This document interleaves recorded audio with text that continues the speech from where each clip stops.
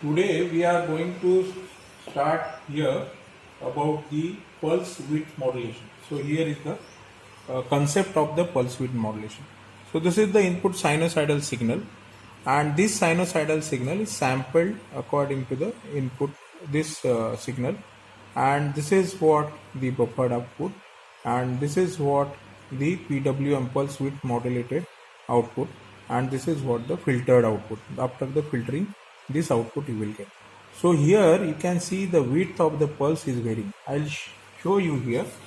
Now what we are doing in the kit, we are having the input section. So this is input section, pulse width modulation. So here you can see the width of the pulse is changing according to the input amplitude of the signal. And now I'll show you here. This is what the yellow one is the upper one. So that is the input signal, and this is what the modulated signal, the pulse width modulation. Now here you can see the amplitude of this signal is less, so you can see the width of the pulse is less, and here it is the maximum, so width is increasing. So accordingly we can take the reading and we can understand how it can do. I'll show you that this is what the sinusoidal input signal. So I'll show you. This is what the complete signal you can see here, and here this is the modulated signal, that is pulse width modulation.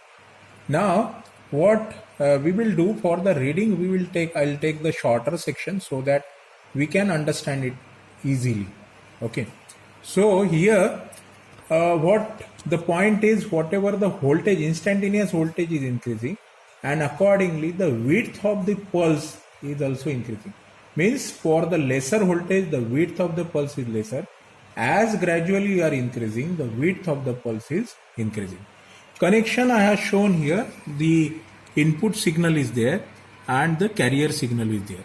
So the carrier signal is the pulse signal. I'll take the reading. What reading I'll take, I'll just show you. Now I have to understand what is the multiplication factor. So input signal I'll take the voltage reading. So for the input, my multiplication is 500 millivolt. So I'll write here 500 millivolt is my multiplication factor. So whatever the reading I'll get in volt, I have to multiply it by 0.5. Okay, so I'll get, this is actual reading, and this is what my reading. I will complete this reading and then we'll take the time. Now in the time, the multiplier I'll see for this one, that is the second channel. Second channel is the this is a blue one.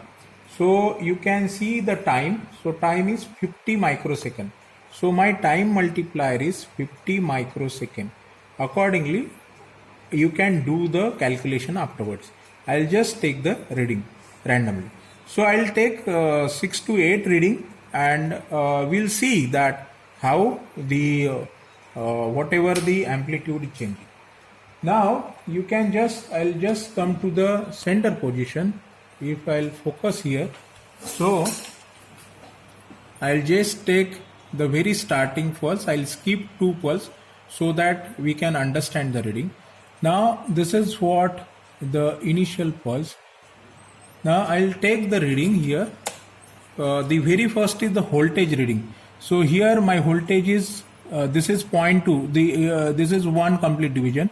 So 0.2, and here 0.2. So it is 0.6. So my actual reading is 0.6, and my width, whatever the width. So I'll take here the width of this pulse is, again it is 0.2 division. So it is 0.2, but it is less than 0.2. So I'll take that is 0.18. So my time period is 0.18. Okay. I'll skip the 2 pulse. So this is the third pulse. So this is the 4th pulse. This is the 5th pulse, and I'll take the reading for the 6th pulse, so that I can have some relationship. I can understand it. So again I'll take the voltage. So voltage is 1.2, 1.4. So my voltage is 1.4. Multiplication factor, you can multiply and take down the reading afterwards. So this voltage is 1.4, and my pulse width, it is increased to exactly 0.2. So pulse width is 0.2. Now I'll go further. I'll skip 2 pulses for the understanding. So this is the pulse 1, this is the 2, and I'll go for the third one. So I have taken across this axis so that you can understand which reading I am taking. Okay, so this is what. So initially what should I do?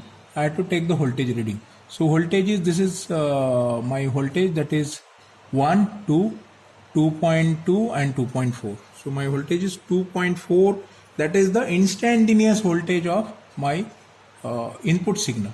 And for the pulse, so it is 2 and something more. So I'll take, it is 0.2 and I'll take something more. So it is 0.21. So some approximation is needed. Again I'll skip the 2 pulse. So I'll go here. So this is 1, this is 2, and I'll take for the third pulse. Okay, so this reading I have taken. Now again I'll take the voltage. This is 2, 1, 2, 3 and 3 point around 3. So my voltage is 3.3 and my pulse reading is, now here it is 0.2 and it is more than that. So 0.2 4 I can take. It is not exactly 5.24, 0.24. Okay, and I'll take my maybe the last reading. I'll skip 2 pulses. So the first pulse, second pulse I skip, and the third pulse.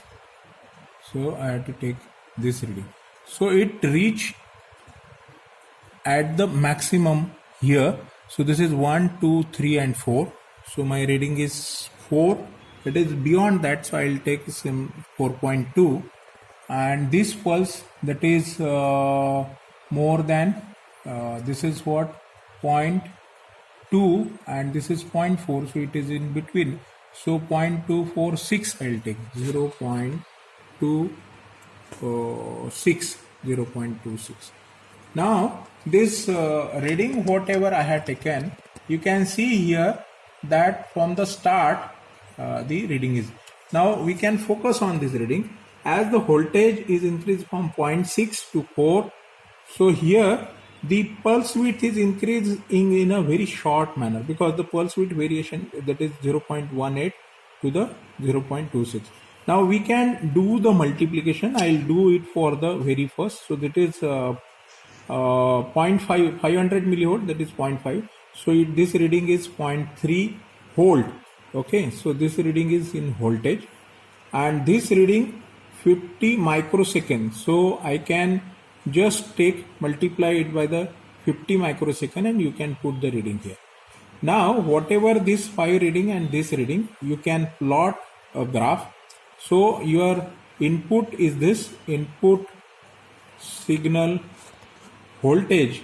Okay, and here you can see this is what your time, this is what pulse width, you can see. So you can see as you will increase the input voltage, your pulse width will increase. This way, not exactly the 45-degree angle, but you will get such relation. So this is the input parameter and this is the dependent parameter. This graph is expected. So you have to draw such a graph.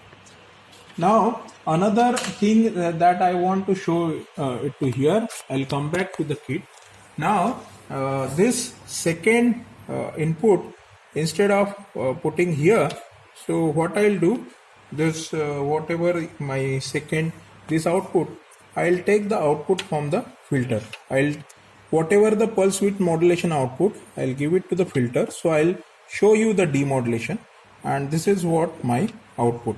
So output I have given it. Now you just check it on the CRO. So I'll just do it. Okay. Now you can see this is the upper one is what your input. The yellow one, this yellow one is the input, and this is what your output. So there is some distortion. So you can see there is some distortion. So this distortion is there, and you can see, yes, there is a phase shift also, phase difference is also there. So you can check that this delay, phase delay is there. So you can measure the phase delay. So I'll just measure the phase delay. So here it start here, the yellow one, and the blue one, it start at 0.2, 0.2, 0.2, so 0.6. So my delay, phase delay or the phase shift is 0.6. And what is my multiplier of the time scale? That is my multiplier here, 250 microsecond. I have changed the multiplier, 250 microsecond. So if you will do this multiplication, you will get the phase difference. And in terms of pi, if you want to calculate whatever this factor, you will get. So now you can find it out, the time period of your whatever the signal is there. So I'll take one signal and I'll find it out the time period. So here the one input signal I can take, and for one input signal my time period is given. So I can take the time period. So here period, it is around 1.43 millisecond.